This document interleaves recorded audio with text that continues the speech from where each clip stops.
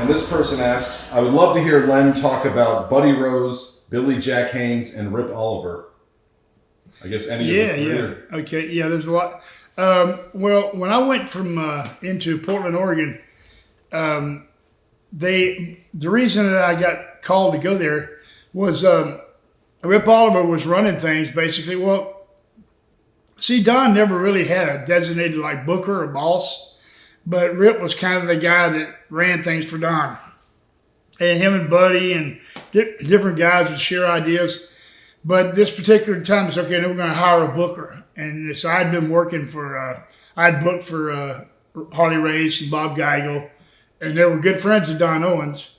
And he knew him and Geigel were good friends and Race. And then I had a Joey Jackson, a fellow I trained, was up there working for Don. And Don really loved him. He's always, whoever trained him, he did a good job. So he liked Joey. And then Rip was leaving. So Rip calls, hey, man, there's jobs open. You should come take a spot. And so I talked to Don, and he said, yeah. And then, of course, here we go with the money thing. But I finally agreed to it. And then so he helped me, Cuban Assassin, put in a good word. Joey did. He called Geigel. Geigel put in a good word. And Harley, and also he hired me, right? And to take a Rip spot because he was going to WWE. You know, so they were bringing him over there. And so I went there and took over. Well, you know, Billy Jack and Buddy Rose, they kind of like had their way of whatever they wanted to do till then. And then I got there and I ran it like you're supposed to run a booker job, right? And I said, no, well, you know, that's a great idea, but we'll think about doing that later sometime. But here's my idea. Here's what I'm doing with the territory, right?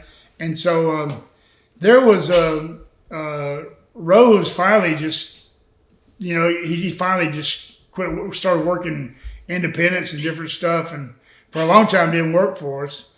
And then Billy Jack did the same. Well, Billy Jack came back and tried to run against Don and start his own promotion. And so I couldn't believe Don hired him back, okay, after that.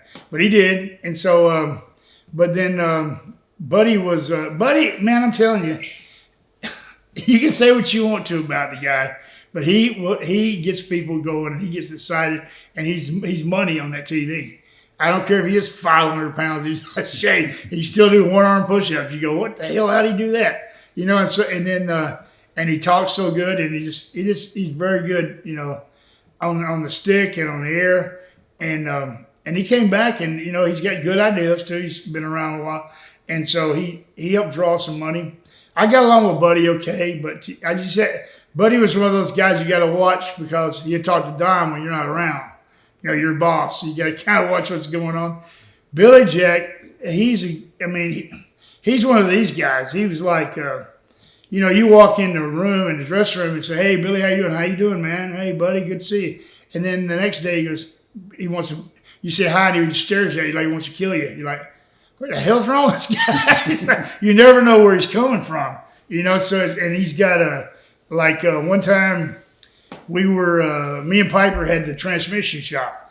And so, of course, me and Roddy, we're trying to get free advertising on Don's TV for our shop. So what we did was as you go out of the dressing room you go down 2 steps at the sportatorium, I guess they call it, sports arena in Portland. Yeah, sports arena. As you go down the two steps to the ringside chairs, you know, then there's the crowd. You know, we put 3 girls there, they're really endowed, and it said Piper's Pit Stop Transmission, and they're jumping up and down like this. You know, every time a wrestler would go to the ring.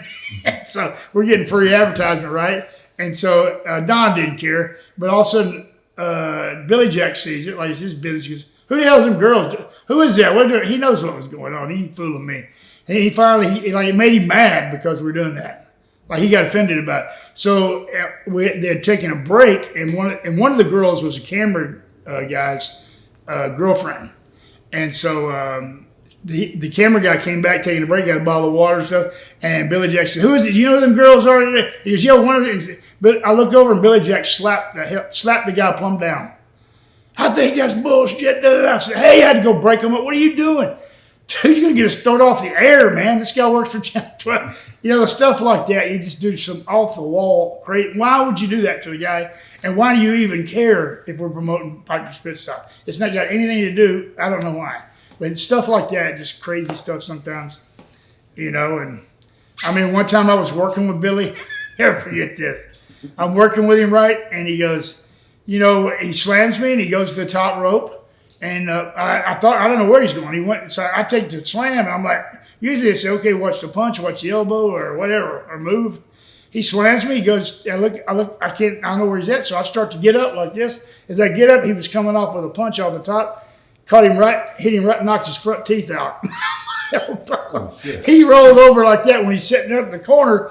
He looked at me, he looked like a pumpkin. It's no front down with dang. I couldn't believe it. I looked over, his teeth were sticking out of my elbow.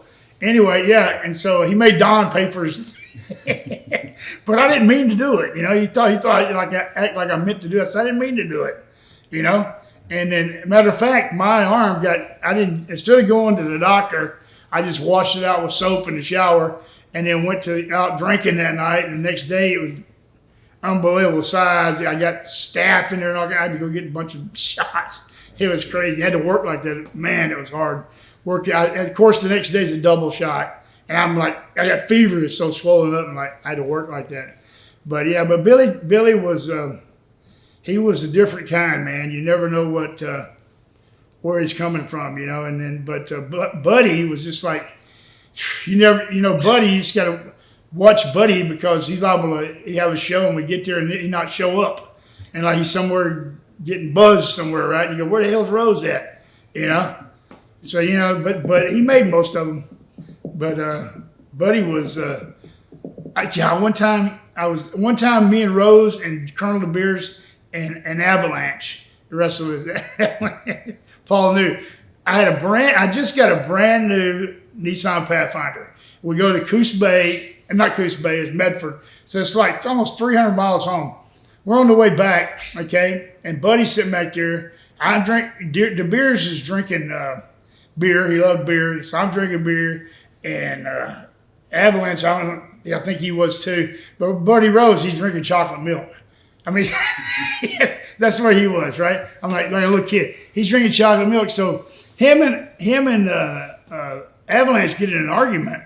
And so Avalanche got so mad, he goes, you open your mouth one more time, buddy, I'm going to knock your ass out. I said, hey, calm down. It's my brand new truck. I don't fight. And both of them weigh, I don't know how much, 400 pounds apiece. And so DeBeers is, okay, somewhere, I think it was in Germany, got in a wreck. Anyway, he's got one kidney. Okay, so every 20 miles, hey, Lenny, I need a piss call. I'm like, we ain't never going to get home, Colonel. Quit drinking the beer, hell. So he'd bring a gallon jug, an empty gallon jug with him to pee in. So you wouldn't have to stop. So we had to stop because I raised so much cane about it, right? So he had an empty gallon jug. So whenever him and Buddy got in an argument, DeBeers is peeing in the jug. He starts laughing so hard, he can't hold it, squirting on my back seat of my brand new truck. God, I went crazy. Jesus. So I pull over, man, I'm all pissed off. And then Rose gets out. I don't know what happened. He threw up all of a sudden. He throws up, and DeBeers is in the truck on the way out of it. I said, man, these guys, I said, man, I just bought a $25,000 dumpster, you assholes. Drive you guys around in. But anyway, it's always some crazy stuff like that on the road. Yeah.